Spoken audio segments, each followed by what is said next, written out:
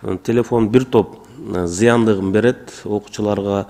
Бүгүн Жогорку Кеңештин депутаты Тазабек Икрамов мектеп окуучуларына сабак учурунда телефон колдонууга тыюу салууну сунуштады. Ал мындай демилгесин парламенттин социалдык саясат комитетинин жыйынында көтөрүп, смартфондор балдарга терс таасирин тийгизип жатканын айтты. Ошондой эле ал ар бир класска телефон кое турган шкаф жасатып берүү керектигин кошумчалады. Сабак учурунда телефонду колдонбоо мектеп окуучуларына негизи ушул натыйжада биз көрүп атабыз, балдар бири-бири менен мындай сүйлөшүү, же болбосо бири-бири менен достошуу маселе дагы жоголду. Андан сырткары телефон бир топ зыяндыгын берет окуучуларга. Сабак учурунда колдонууга болбойт деген телефонду ушул пунктка киргизип, министрликти көзөмөлгө алып берсек, жалпы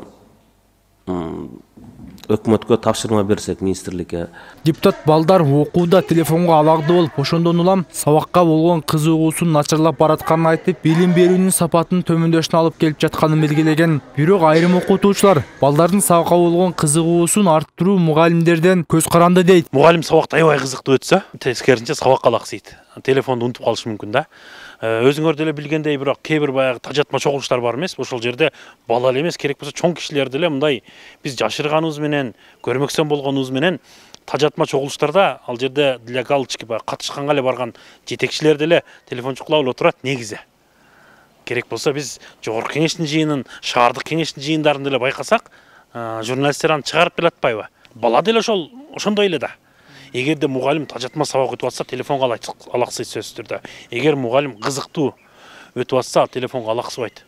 Заманбап смартфондор аркылуу пайдалууда ошол эле учурда зыяндуу да маалыматтарды алса болоору талашсыз. Ал эми ата-энелердин айрымдары заманбап технологияны пайдалануу керек десе, кээ бирлери уюлук телефондордун балдарга пайдасы жок дешип, депутаттын сунушун колдошот. Эми керектүү нерсеге колдонсо болот, эми тыюу салса болот эми негизи.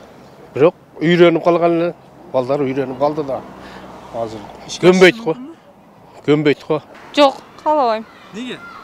Чоңураак болсо каалайм. Кичинекей болсо жок. 50 на 50 да. Бир не болуп атам, тандалбай атам. Просто неме кылыш керек да. Телефон ишенемеси жок да, пайдасы жок. Только зыян да. Мектеп мугалимдери учурда балдардын телефон менен байланышы тыгыз экенин, сабак учурунда колдонууга тыюу салуу жолу менен маселени чечүү кыйын дешет. Ага караганда заманбап технологиянын туура багытта иштетүүнүн жолдорун үйрөтүп, ошону менен катар мугалимдер өздөрү да медиа сабаттуулугун арттырып, заманбап технологияны туура багытта пайдаланса, билим берүү бир топ жемиштүү болоорун белгилешет. Телефондун пайдалуу жактары, пайдасыз жактары сөз түрдө айтылат. Буга чейин деле айтылып кеткен. Бир гана ошо телефондо эмес, телефон аркылуу интернеттин дагы пайдалуу жактары, пайдасыз жактары дагы айтылат да. Бизде мына маалыматтык коопсуздук боюнча атайын жолдор каалап алынган. Мында негизинен кайсы бир жылды баягы кит деген, синий кит деген оюндар чыгып кетпедиби? Ошол оюндардын терс жактары сөз түрдө айтылат. Бул боюнча маалыматтар. Пайдалуу жактары дагы бар.